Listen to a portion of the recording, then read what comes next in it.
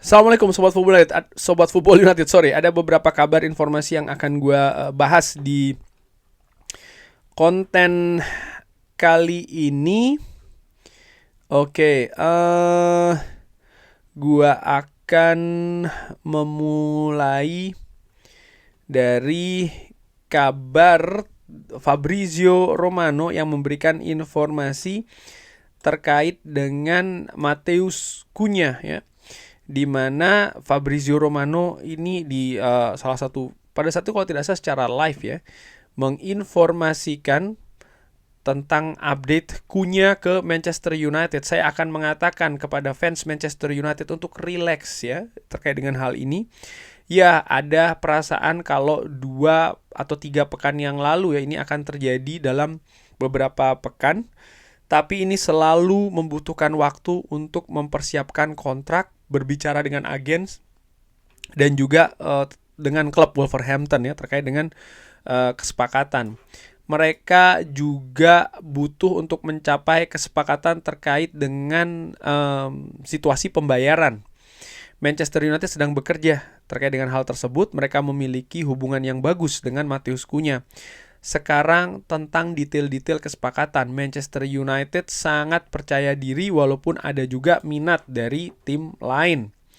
Fabrizio Romano juga menambahkan kita mengharapkan Manchester United ini masih terdepan ya terkait dengan hal ini di beberapa hari ke depan. Dari apa yang selalu saya dapatkan ya informasi, bahkan ini tidak tergantung dengan sepak bola di Champions League atau final Europa League. Ini tentang menyelesaikan kesepakatan. Nah, dari sini menurut gua ya, secara dengan amatiran ini sudah semakin dekat. Belum 100% ya, tapi ini sudah semakin dekat. Matheus Cunha ke Manchester United tinggal menurut gua ya sudah semakin dekat nih, tinggal detail-detail saja, dan kalau detail-detail itu bisa diselesaikan dalam waktu singkat, Manchester United ataupun Fabrizio Romano bisa dengan segera mengumumkan here we go. Dan menurut gua Matheus Cunha ini merupakan kepingan yang penting di sistem penyerangan Manchester United, dan salah satu unsur yang terpenting juga ini merupakan persetujuan dari Ruben Amorim. Ruben Amorim melihat bahwa Matheus Cunha bisa dimainkan ya di sistemnya dan bahkan memperbaiki kualitasnya, sehingga menurut gue ini sangat krusial bagi klub untuk mendatangkan Matheus Cunha, bahkan dijadikan prioritas utama untuk menghadapi musim depan. Walaupun ada beberapa rumor ditambahkan oleh Fabrizio Romano, Manchester United secara jelas ini menjadi favorit untuk mendatangkan Matheus Cunha. Klub sangat percaya diri dan sekarang sedang berusaha untuk menyelesaikan detail-detail kesepakatan. Manchester United ini diharapkan akan membuat progres di beberapa hari ke depan. Kita lihat ya, feeling gue semoga sebelum musim ini berakhir sudah ada here we go terkait dengan Matheus Cunha. Nah, kabar lainnya gue ambil dari sumber United Truthful. Antoine Semenyo ini bukan topik panas di Manchester United di musim panas untuk rekrutmen. Klub tidak aktif untuk mencari atau melihat ya ke Antoine Semenyo. Tapi di sisi lain Adam Wharton ini dilihat sebagai target Manchester United dibandingkan dengan Semenyo. Tapi secara keuangan ini sangat-sangat sulit. Adam Wharton menurut gue pemain bertalenta tentu saja, dan memiliki kemampuan yang fantastis di lini tengah. Di lini yang menurut gue Manchester United juga butuh penguatan. Terutama paling tidak dari sisi kedalaman dan juga dari sisi kualitas klub. Kualitas lini tengah itu sendiri ya. Melihat misalnya Christian Eriksen ya kan ada peluang cabut, lalu juga situasi dengan Kobbie Mainoo yang masih belum pasti, masih belum nyetel dengan sistem permainan di atas lapangan, lalu juga situasi kontraknya masih tanda tanya. Manchester United butuh pemain baru di lini tengah, dan Adam Wharton gue melihat ya dia memiliki pengalaman juga ya kan di Liga Inggris, tampil bersama Crystal Palace juga tampil oke. Ada potensi besar di sana, cuman dari sisi finansial memang dinilai ini bukan akan jadi sesuatu yang mudah bagi Manchester United. Di sisi lain, kabar lain yang akan gue sampaikan yaitu adalah Joshua Zirkzee. Ini muncul sebagai target dari Inter Milan. Wow, disebutkan oleh Core Sport dan juga Sport Witness. Inter Milan siap atau sudah berencana ya melakukan pergerakan untuk Zirkzee, dan tawaran ini akan disiapkan untuk penyerang Belanda ini. Nerazzurri ini akan mencoba untuk meminjam dengan opsi beli dengan harga sekitar 35 juta euro untuk Joshua Zirkzee plus bonus di pembayarannya. Oke. Ya, Joshua Zirkzee di musim pertamanya ini bukan musim yang bukan musim yang ideal juga bagi pemain muda, baru pertama kali ke Manchester United, ada banyak perubahan, ada banyak pergantian. Dia didatangkan juga dengan angka yang tidak murah ya dari klub sebelumnya, dari Bolonya, dengan angka 42,5 juta euro. Kontrak sendiri secara inisial, secara awal ini 5 tahun di Manchester United. Tawaran 35 juta euro dari Inter Milan, peminjaman dulu tapi ya ini bukan angka yang jelek sih menurut gue ya, karena akan memberikan kalau tidak salah menghindarkan dari kerugian jelas dari PSR, dan mungkin juga akan memberikan sedikit keuntungan. Tapi sekarang balik lagi ke Joshua Zirkzee, seperti apa nih? Kalau gue melihat Joshua Zirkzee di musim ini sempat mengalami masa sulit, tapi dia juga menjadi salah satu kepercayaan dari Ruben Amorim. Gue tetap melihat ada prospek dari Joshua Zirkzee di Manchester United. Ruben Amorim nampaknya juga memberikan atau memiliki formula yang pas ya ketika harus memainkan Joshua Zirkzee. Ya, sekarang pilihan ada di Joshua Zirkzee. Kepercayaan diri dia akan seperti apa ini dengan situasi di Manchester United. Ini penting juga untuk perkembangan karirnya ya, untuk tidak salah memilih klub misalnya. Ya, kita lihat akan seperti apa di musim panas. Tapi feeling gue sih, Manchester United tidak akan melepas lini depannya, tapi justru akan mendatangkan pemain, bahkan pemain-pemain yang bisa mensupport lini depan Manchester United saat ini dengan pemain yang ada. Feeling gue seperti itu. Tapi ada kabar lainnya dari Sean Connolly, ini mengabarkan bahwa Manchester United menargetkan penyerang kreatif untuk bisa memperbaiki lini serang Ruben Amorim dan Pedro Gonçalves. Ini menjadi pemain yang diminati oleh Manchester United. Bagaimana pemain ini juga memiliki agensi yang sama dengan Leny Yoro dan juga dengan Manuel Ugarte. Ini dinilai juga menjadi sosok atau menjadi hal kunci. Pedro Gonçalves saat ini bermain di Sporting CP.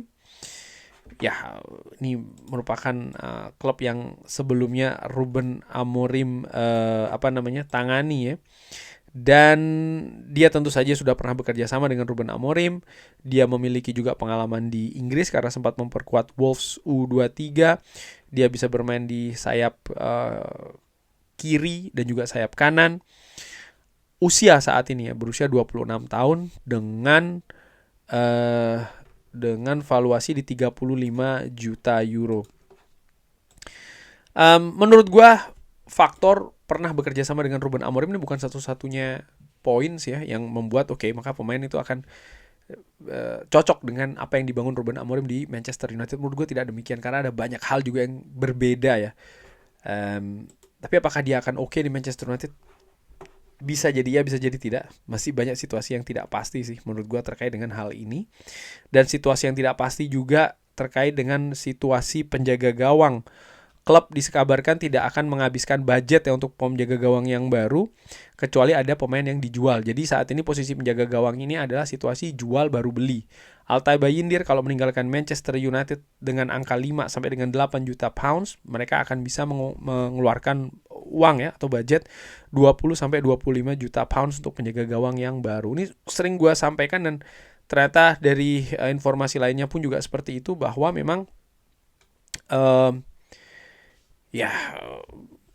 tidak akan ada pergantian penjaga gawang kalau tidak ada yang cabut duluan. Tom Heaton dikabarkan akan menerima kontrak baru, jadi Andre Onana ataupun Altay Bayindir kalau lepas baru akan mendatangkan kiper baru. Dan Manchester United pun juga tidak akan melepas pemain ini ya dengan tawaran yang di bawah angka PSR, karena kalau di bawah angka PSR sekali lagi akan mengakibatkan kerugian bagi Manchester United, dan ini yang dihindari oleh klub saat ini. Oke. kabar Rashford ini akan menjadi kabar terakhir ya. Sumber dekat dengan Marcus Rashford ini memperkirakan kalau dia akan kembali ke Manchester United dan akan mengikuti latihan pre-season di bulan Juli. Rashford bisa meninggalkan Manchester United dengan angka 40 juta pounds musim panas ini, tapi Aston Villa ini tidak berada pada posisi utama atau opsi pertama ya untuk pemain bintang di Inggris. Villa mendatangkan Rashford dengan pinjaman untuk sepanjang musim dari bulan Januari dan bisa mendapatkan secara permanen ya dengan angka 40 juta pounds sampai dengan akhir bulan depan. Dan ini tidak ada kesepakatan yang bisa menghentikan klub lain ya untuk membeli Rashford dengan angka yang sama kalau pemain ini setuju untuk pindah ke klub tersebut. Dari sumber yang lain pun juga menginformasikan Rashford tidak ingin memotong gajinya 325 ribu pounds ya per pekan, dan ini akan menjadi hal yang menyulitkan bagi klub-klub yang ingin mendatangkan di musim panas nanti. Dari The Telegraph, Rashford ini akan bisa meninggalkan Manchester United dengan angka 40 juta pounds musim ini, tapi ya disebutkan bahkan dia sudah menolak ya. Tapi bisa jadi juga Aston Villa nih. Aston Villa belum mendapatkan penolakan dari Rashford, jadi masih merupakan sebuah kemungkinan ya. Ada banyak hal juga yang mungkin bagi Rashford ini, termasuk tetap berada di Manchester United. Salah satu faktor kunci adalah di gaji sih ya. Karena kalau ada angka yang fantastis misalnya untuk biaya transfer dari klub lain, kalau gaji di bawah 325 ribu pounds per pekan, mungkin Rashford akan menolaknya. Saat ini pun juga dia tetap menerima gaji seperti itu, dan Manchester United kan masih membayar gaji sekian persen dari Rashford. Bukan yang proporsi yang paling besar karena itu pada Aston Villa kalau tidak salah, tapi yang jelas kontribusi dari Manchester United masih ada di gaji Marcus Rashford. Nah, untuk pindah ke klub lain menurut gue ya gaji juga memegang peranan penting. Kalau klub tersebut bisa membayar gaji dengan yang Rashford inginkan, maka ini akan terjadi. Tapi di sisi lain juga klub mana dulu nih? Kalau memang klub ini misalnya klub yang Rashford memang inginkan, kabarnya Barcelona kan, dia ingin ke Barcelona. Kalau Barcelona melakukan penawaran, menurut gue ada peluang ya, walaupun tidak besar, Rashford ini ingin menurunkan nilai gajinya. Itu juga merupakan sebuah kemungkinan. Artinya situasi ini masih belum juga ada hal yang pasti terkait dengan Rashford, dan ini akan juga menjadi konsentrasi dari manajemen Manchester United di musim panas nanti.